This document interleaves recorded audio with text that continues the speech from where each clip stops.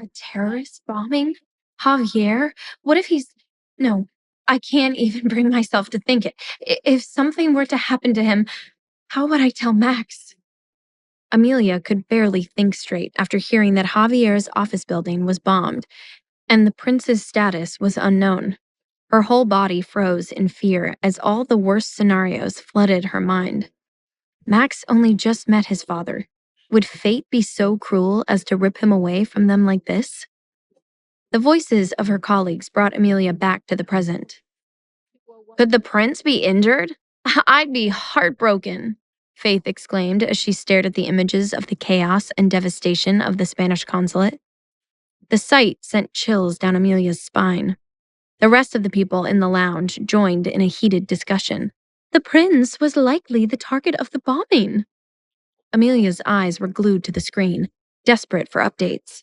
Just then, Faith waved a hand in front of her face. Amelia? Are you okay? You look pale. Anxiety and worry etched across her face. Why aren't there more updates? They keep repeating the same news. Let's take a break and check later when they know more, Faith urged. We still have the assignment we need to prepare. Amelia pressed her lips into a line. You go ahead. I'll come find you in a few. She wanted to make a call to the house to check on the situation. Faith was concerned to see Amelia so rattled by the event. What's wrong, Ames? Do you know someone who works at the consulate? Javier. She blurted out his name, but caught herself in time. The prince. I just hate to think he could be hurt after he was so kind to me at the gala. Faith rubbed Amelia's back and gave her a compassionate smile. My bestie's big heart worries for everyone. I'm sure he's fine. The prince has a whole army and team of bodyguards to watch out for him. Holding back concerned tears, Amelia looked up at Faith. You really think he's okay? Of course. So don't let it distract you from the exam. Let's go. Faith grabbed her arm to lead her out. Back at her desk, Amelia couldn't shake the unease in her heart. She refreshed the news on her phone until finally one source confirmed that Prince Calderon was unharmed, and Amelia let out a heavy sigh of relief. Faith noticed her reaction and commented, If I didn't know better, I'd think you were worried about a lover. Amelia's heart bucked at the suggestion. No, impossible. She couldn't be foolish enough to harbor feelings for him. Their rocky relationship could barely be considered a friendship. But to Faith's point, why had she been so worried about him? Shut up. Amelia tried to play off the insinuation. Believe me, I wish I had a lover to distract me from losing Charles to Sophie. Faith nudged her. I was just teasing you, because you keep getting distracted from studying. Amelia forced a smile and turned back to her study materials when her phone suddenly rang with an unfamiliar number, and she quickly stepped aside to answer it. Hello? Miss Rivera. She instantly recognized the voice. Victor, I saw the news. I am so relieved he's... Miss Rivera, we don't have much time. The prince is severely injured and we need your help. I don't understand. The news just said he was unharmed. Victor cut her off.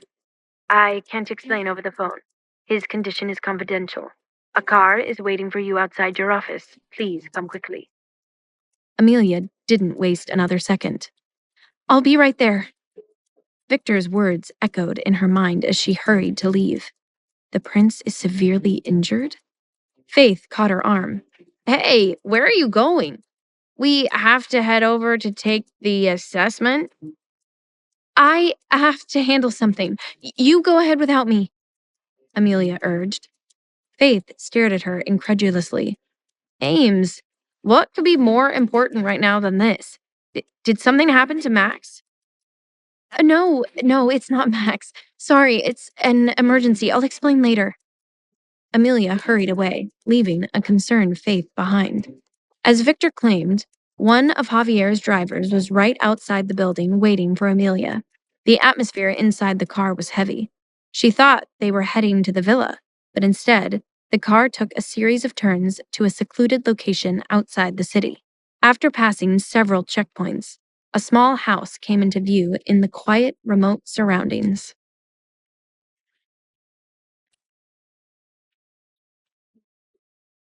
Victor came out to greet her. When she saw the grave look on his face, it deepened her unease. "How is he?" she asked urgently. "You'll see inside." Victor escorted her into the home.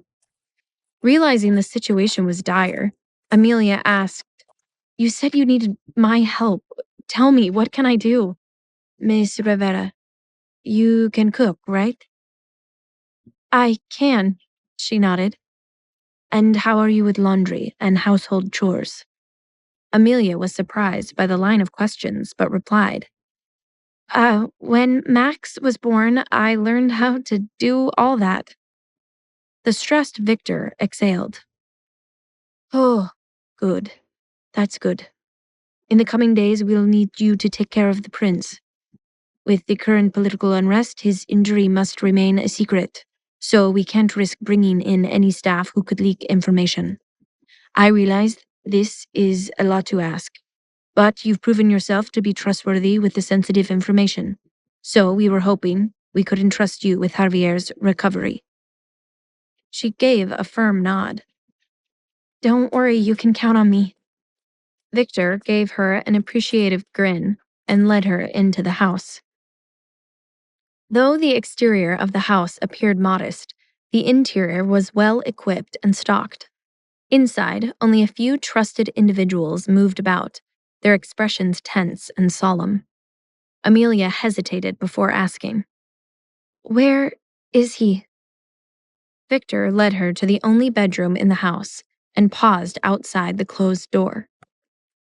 Hearing movement inside, he cautioned, "It might be a bit gruesome. Be prepared." She held her breath and bravely went inside when the door opened. Even with prior warning, the grim scene before her made Amelia gasp and instinctively step back. The sight of blood, Javier's blood, everywhere, left her weak in the knees. The sheets, the floor, and his body were stained with deep red. Atop the bed lay Javier, barely conscious. The flesh on his chest was marred by the explosion, and his arm bore a deep, open wound where his bone was visible. Amelia's breath caught in her throat, and she froze. How did he get hurt this badly?" With so many guards around him, it shouldn't have come to this. "Against his team's orders, the prince ran into the blaze zone to save a child," Victor said simply. Her heart clenched as it dawned on her why the young, courageous prince was so admired by his people. To her, Javier had been a domineering jerk who coldly read the newspaper at the breakfast table. But this was a whole other side to him. An unfamiliar feeling stirred in her, a mix of respect and admiration. She was proud to know that the father of her child was a man of such integrity and valor. It also saddened her to see that being at the top came with a heavy price. As a leader, Javier had no room to retreat from protecting those around him, no matter the cost. When the doctor finished treating Javier, Amelia followed him out into the living room. Dr. Manuel Marquez was a young, revered medical prodigy and a close friend of Javier's from college. He was on a call to personally see to the prince's medical needs. Manuel had a kind, reliable face. Amelia rushed up to him. "Dr. Marquez, how is he?" The doctor removed his glasses, beat from almost having lost his good friend today. "Unconscious for now. His injuries are severe, and he's likely to run a fever tonight. When that happens, you'll need to sponge him down with cold water. Can you manage that?" "Yes, doctor, I think so." "Call me immediately if his fever doesn't subside by morning." Dr. Marquez handed Amelia his card. She frowned, glancing toward the bedroom. You're not staying? What if something happens? Unfortunately, there were many injured in the explosion. I need to oversee their treatment. Plus, my absence will raise suspicion as many know I'm closely associated with the prince. It seemed Javier's care really would be left in her hands. After Dr. Marquez left, Victor was also called away to address the media on the prince's behalf and investigate those behind the attack. The house was now eerily quiet. Only she and Javier remained, with guards patrolling the perimeter outside. Amelia took a second to steady herself and re-enter Javier's bedroom. Thankfully, the room had been cleaned of all the blood and Javier's wounds were now bandaged. Though the sight was less shocking, it still made her heart heavy. By evening, as Dr. Marquez had predicted, Javier developed a fever. His face flushed red, and his brows furrowed, as if in discomfort. Amelia pressed a cold, damp towel to his forehead, and the moment her hand brushed his skin, he stirred. His hand shot up in a panic to grasp hers. His grip was firm, despite his condition, and his palm trembled from exertion. It's okay, it's Amelia, she reassured him. Her voice was calm and soothing. His lashes fluttered as he struggled to open his eyes. The world was a blur until her worried face came into focus. You. His voice was hoarse, and his chapped lips moved with difficulty. But the sight of her seemed to relax him slightly. Victor asked me to take care of you. He blinked slowly in acknowledgement and loosened his grip on her wrist. She retrieved a bowl of cool water and soaked the sponge. But when she glanced at him, her confidence wavered. Was she really going to sponge down the prince? Through closed eyes, he sensed her hesitation. What is it? She hid her embarrassment to explain. You have a fever, and we need to reduce it, so Dr. Marquez instructed me to wipe your body with cold water. Javier cracked open his eyes. Give me the sponge. I'll do it myself. His voice was weak, but firm. And his uninjured hand reached for the bottle. Don't, you'll aggravate your wounds. He chuckled dryly. It's nothing. I can deal. Nothing. She'd seen what lies beneath his bandages, and knew this bullish man was in an excruciating amount of pain. Nonsense. Lie still. I'll be gentle. Javier frowned, but complied. She soaked a washcloth with cold water and meticulously dabbed it along his earlobe, then his neck, collarbone, and chest. Her touch felt nice. Sometimes too nice, and he had to stare at the clock to distract himself. Once she was done with the upper half of his body, it suddenly dawned on her that she had to move lower to his thighs next, and her face grew hot. Even through his medicated haze, Javier noticed her breathing go quiet when she reached his waist. He peeked at her embarrassed face and softly chuckled.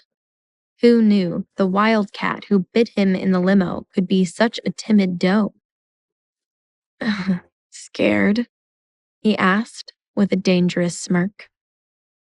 To find out what happens next, download the Pocket FM app in the next minute to get free access to all episodes of The Royal Accident for free.